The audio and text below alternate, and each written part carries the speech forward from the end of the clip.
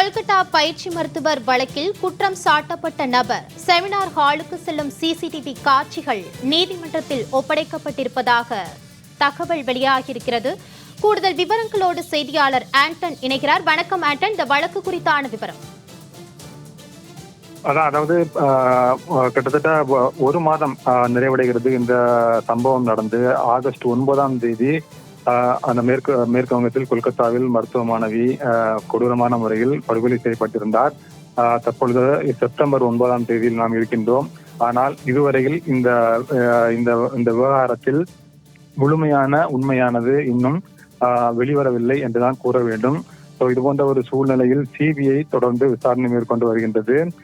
அதே நேரத்தில் உச்ச நீதிமன்றம் இந்த வழக்கை தானாக முன்வந்து தொடர்ந்து விசாரணை மேற்கொண்டு வருகின்றது. நாடு முழுவதிலும் மிகப்பெரிய ஒரு அதிர்வலைகளை ஏற்படுத்திய ஒரு சம்பவம் என்ற காரணத்தின் அடிப்படையில் பல்வேறு போராட்டங்கள் நடைபெற்றன, தொடர்ந்து நடைபெற்றுக் கொண்டும் இருக்கின்றன.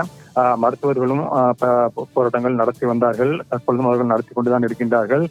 ஏற்கனவே மருத்துவர்கள் வேலைநிறுத்தம் உள்ளிட்ட போராட்டங்கள் நடத்தி வந்த சூழ்நிலையில் உச்சநீதிமன்றம் கூறியதை அறிவுறுத்தியை தொடர்ந்து அவர்கள் அந்த போராட்டத்தை நிறுத்திக் கொண்டு தங்களுடைய பணியை தொடங்கினார்கள்.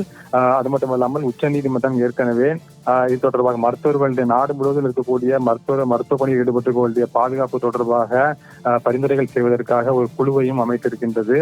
இது போன்ற ஒரு சூழ்நிலையில் தான் இந்த வழக்கு உச்சநீதிமன்றத்தில் தற்பொழுது மீண்டும் விசாரணை நடைபெற்று வருகின்றது. தற்போதைய சூழ்நிலையில் மேற்கு வங்க அரசானது சீலிடப்பட்ட அந்த கவரில் தற்பொழுது அவர்கள் அறிக்கையை தாக்கல் செய்திருக்கின்றார்கள். அதுபோல இந்த விவகாரத்தில் விசாரணை மேற்கொள்ளக்கூடிய சிபிஐயும் விசாரணை தொடர்பான நிலை அறிக்கையை உச்சநீதிமன்றத்தில் தாக்கல் செய்திருக்கின்றது.